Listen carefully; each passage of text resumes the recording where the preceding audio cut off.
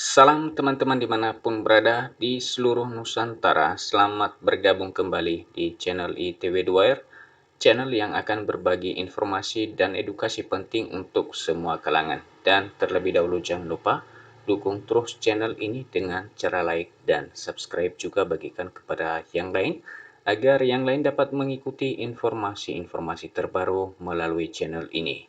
Dan teman-teman dimanapun berada, berikut satu informasi penting untuk teman-teman ketahui berikut ini. Nah, teman-teman, label honorer lenyap.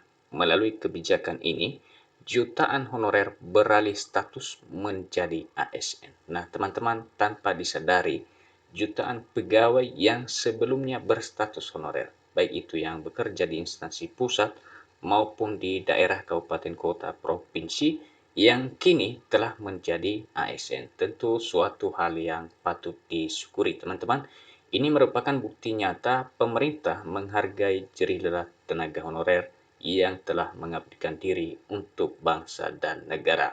Dalam beberapa tahun terakhir ini, pengalihan status honorer menjadi ASN terus dilaksanakan, sehingga kemudian honorer mempunyai NIP ASN. Ada beberapa kebijakan pemerintah, mulai dari pendataan tenaga honorer, penyelenggaraan ujian seleksi P3K yang dikhususkan untuk honorer, yang telah dilakukan terus-menerus dalam beberapa tahun terakhir ini, hingga honorer diakui statusnya menjadi ASN.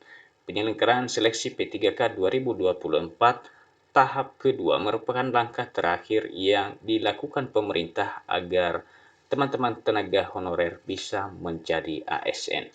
Setelah pelaksanaan seleksi tahap kedua, ternyata tidak sedikit honorer yang bahkan ratusan ribu honorer yang tidak bisa berubah status menjadi ASN. Melihat keadaan itu, pemerintah tidak diam begitu saja, teman-teman. Pemerintah melakukan terobosan baru agar honorer terselamatkan hingga statusnya diakui menurut Undang-Undang Nomor 20 Tahun 2023 tentang ASN.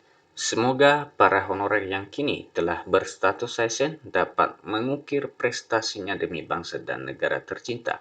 Ada banyak kebijakan yang telah dilakukan pemerintah untuk menjadikan honorer menjadi ASN, dan terakhir melalui kebijakan berikut ini. Nah, teman-teman, informasinya dimuat salah satu media nasional, cpn.com, disampaikan adanya penjelasan BKN soal peluang optimalisasi P3K. Nah, ini merupakan kebijakan pemerintah, teman-teman, agar teman-teman honorer yang dari honorer bisa berpeluang masuk menjadi ASN, bisa menjadi P3K, sehingga melalui kebijakan yang terakhir ini nantinya diyakini dipastikan semua honorer berstatus ASN. Jadi tidak ada lagi yang berlabel honorer. Mari kita simak terobosan yang dilakukan ini, teman-teman, melalui kabar ini, dan mari kita ikutin bersama.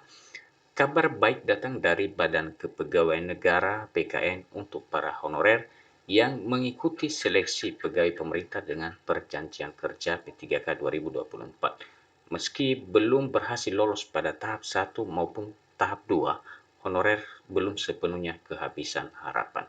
Jadi melalui kabar ini, teman-teman, masih ada harapan, diberikan peluang bagi tenaga honorer untuk menjadi ASN, sekalipun itu telah dinyatakan tidak lolos pada seleksi P3K 2024, baik yang diselenggarakan melalui tahap 1 dan tahap kedua yang terakhir ini. Deputi Bidang Sistem Informasi dan Digitalisasi ASN BKN Suharmen memastikan semua honorer yang sudah ikut seleksi, baik yang masuk database BKN maupun tidak, tetap punya peluang besar melalui mekanisme optimalisasi formasi.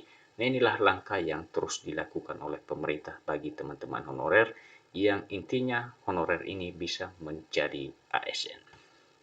Optimalisasi diberlakukan setelah pengumuman kelulusan P3K tahap 2, ujar Suharmen dilansir dari CPNN Senin 19 Mei.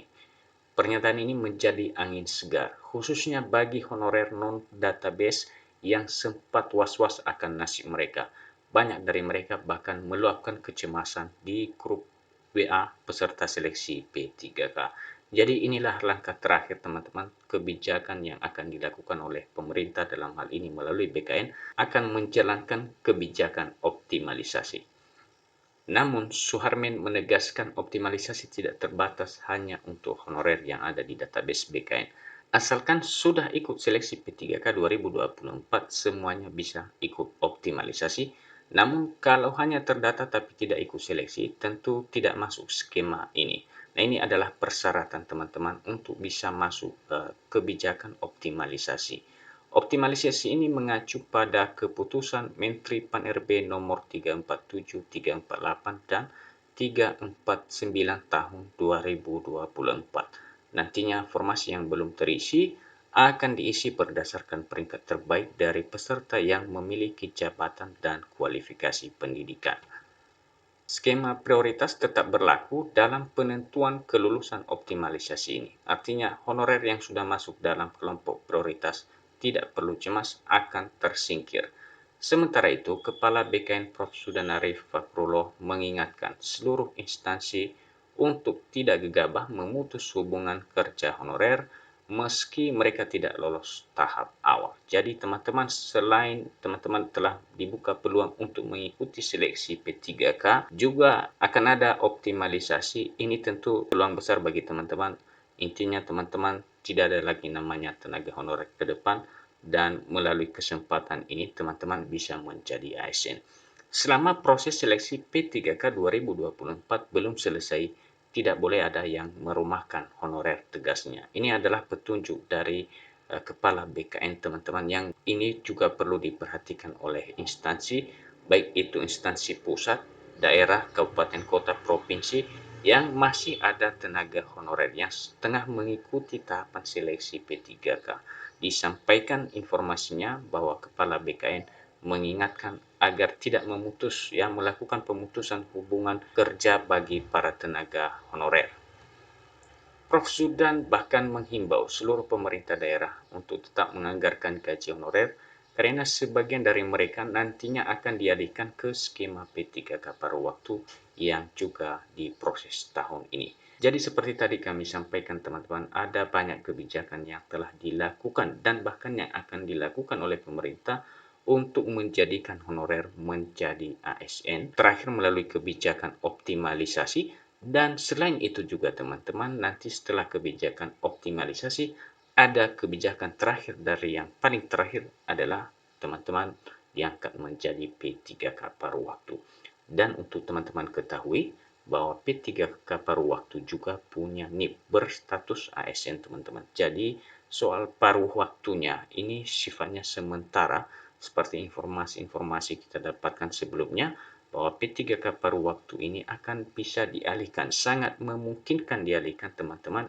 Ini sangat tergantung pada kemampuan instansi menganggarkan gaji teman-teman yang nantinya akan dijadikan P3K paruh waktu. Bila instansi sudah mampu menganggarkan gaji, membiayai gaji P3K paruh waktu, maka teman-teman akan dialihkan ya tanpa harus ujian untuk menjadi P3K penuh waktu. Nah, teman-teman, itulah kabar yang dapat kami bagikan melalui kesempatan ini, dan sampai ketemu kembali. Salam.